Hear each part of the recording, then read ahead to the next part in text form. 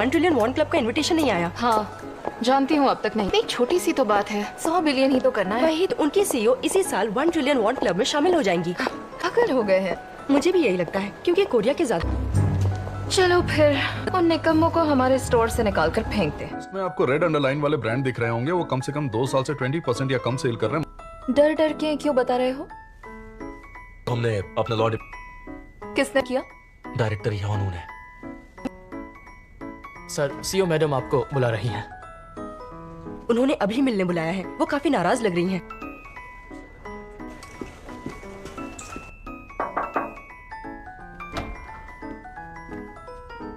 देखो, इनमें से ज्यादातर वो हैं जिन्होंने यहाँ 500 मिलियन वॉन तक का इन्वेस्ट किया हुआ है, तो उन्हें यूं ही ने यहाँ कोई एनजीओ खोल रखा है या कोई समाज सेवा कर रहे हैं? मिस्टर बेक योनू, मैंने आपसे बिजनेस की राय मांगी क्या? तो उन पर केस करो और उनसे जीतो, क्योंकि आपको यही करने के लिए रखा है। जी समझ गया। Meeting over.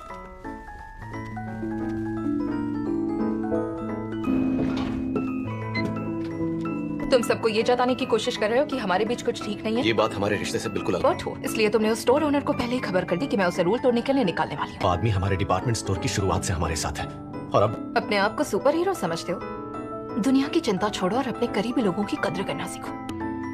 क्या अब हम उतने करीब हैं भी? घंटे बाद मुझसे लाउंज में मिलना। हाँ ठीक है।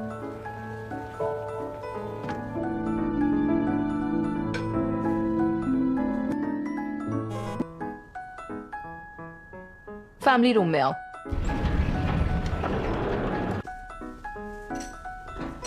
देर क्यों लगा दी? मैंने अभी मैसेज किया। ये जानता नहीं इस वक्त हम यहीं मिलते हैं। माफी चाहता हूँ।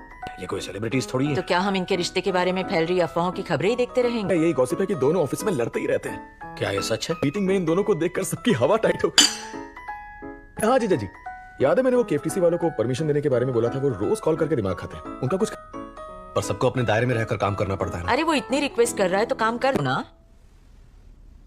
और हमें तुमसे बच्चा चाहिए। 1-1.5 साल बाद बच्चा पैदा होते ही तुम्हें एमबीए करने बॉस्टन जाना होगा। देखिए, मैं अब भी आपसे वही कहूंगा कि मुझे अब एक और डिग्री लेने की कोई इच्छा नहीं है। तुम्हारी इच्छा पूछिए किसी। बस भी करो, बच्चे के लिए तुम उस पर जबरदस्ती नहीं कर सकती। तुम चाय पी लो बेटा।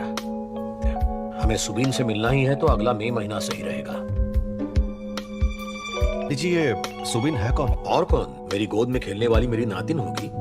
मेरे सरनेम की जगह उसकी माँ का सरनेम लगेगा। क्या हुआ? आजकल फैमिली हेड मर्द हो ऐसा जरूरी नहीं है, जमाना बदल चुका। पापा, जब मैंने आपसे पूछा था कि हमारे बेटे घोनू को माँ का सरनेम देना है तो आपने मुझे तो पागल कहकर चुप करा दिया। दोनों बातें अलग है बेटा। ऐसे कैसे अलग है? नहीं है ना?